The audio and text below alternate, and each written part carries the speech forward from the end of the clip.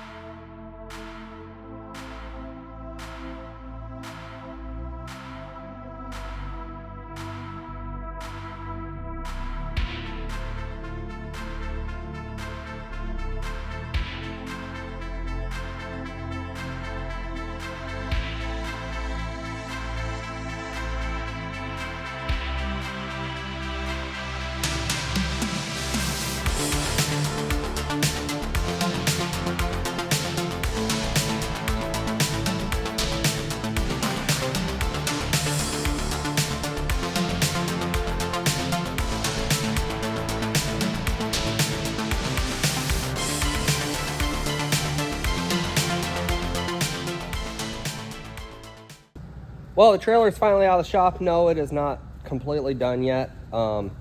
He wanted to take it this round, and Arlin had some time to help me do all the hookups and everything underneath. He's really good at that, hoses and everything under there for the dumps and all that stuff. So he's taken that. Sadly, first run, it never seems to not happen. Something happens. It rained, and we put that fuel tank on, and I forgot to check if it had a good seal. There was no seal in the fuel tank cap at all, so it sprayed fuel all over the undercarriage, up the side of the trailer, everywhere.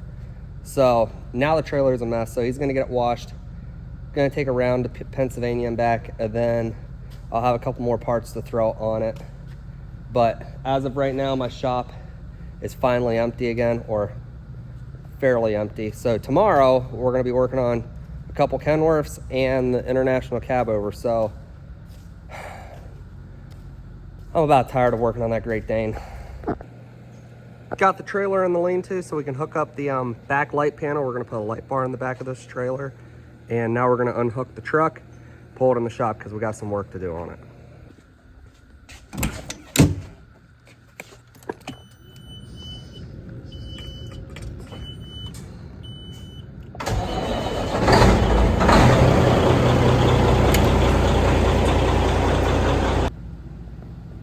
So I'm actually working on two Kenworths today.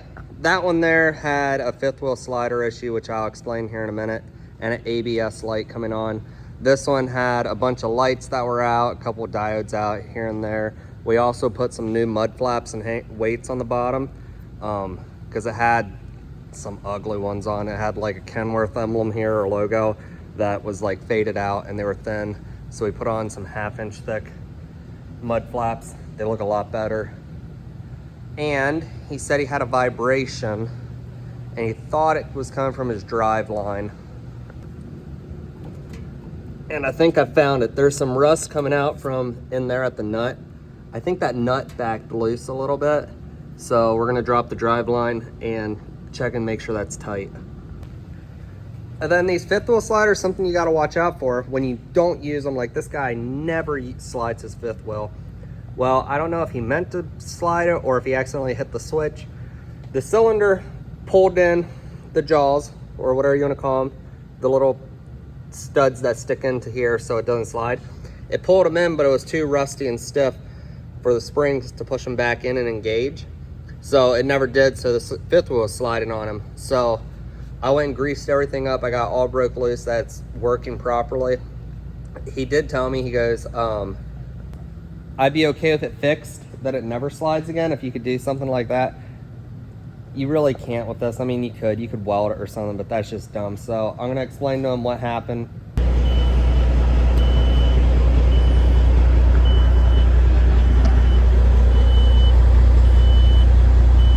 The red lights are on and we're in a Kenworth, Zach.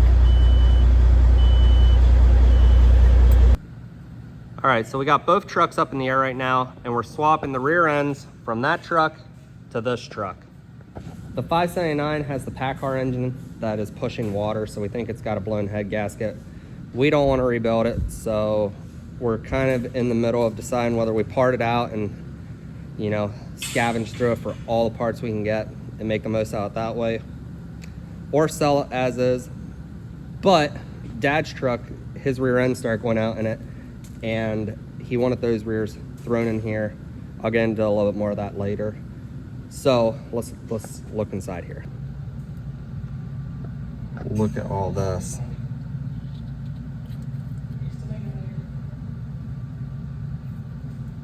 I have to figure out what flew apart in here.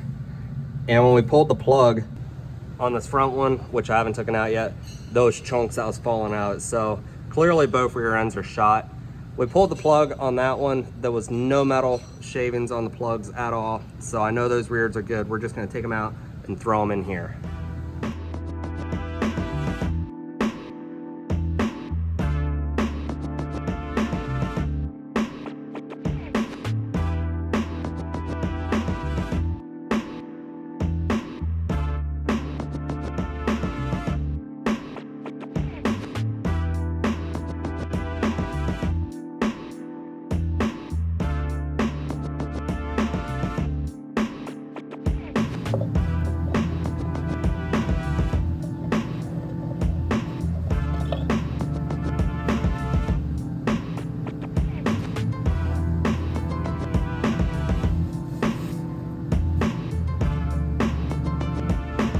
So I just shoved rag through the axle holes here, the housing, to clean out any shavings that might have been left behind, because we don't want that to get into our new rear end that we're going to stick in here. Zach got this all cleaned up. I think he did a pretty good job. Let him know down in the comments if he did a good job.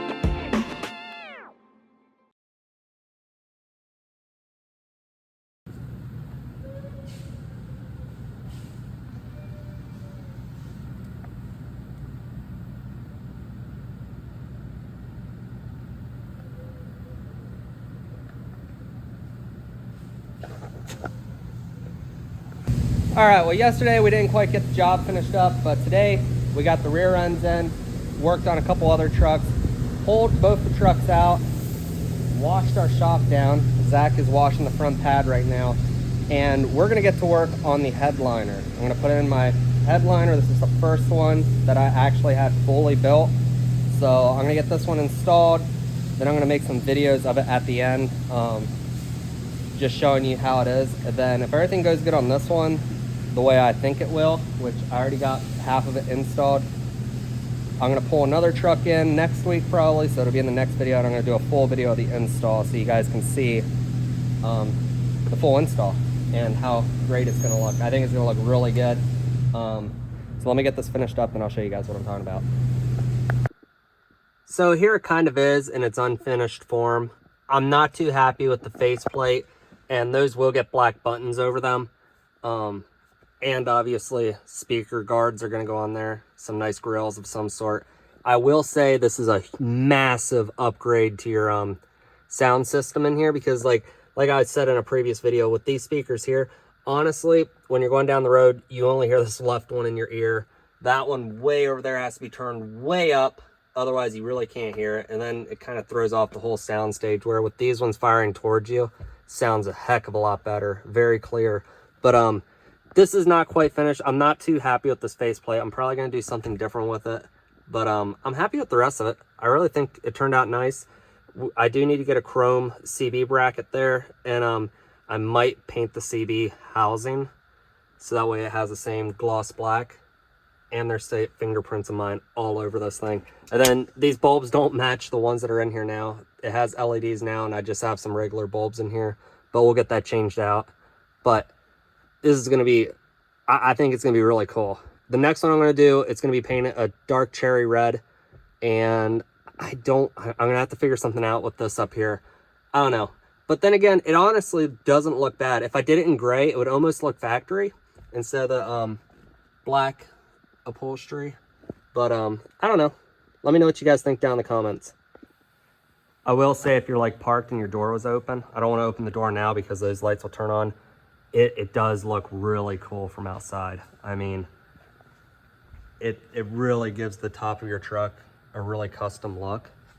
And obviously you're gonna get those nice lines thrown on the roof with this style lens.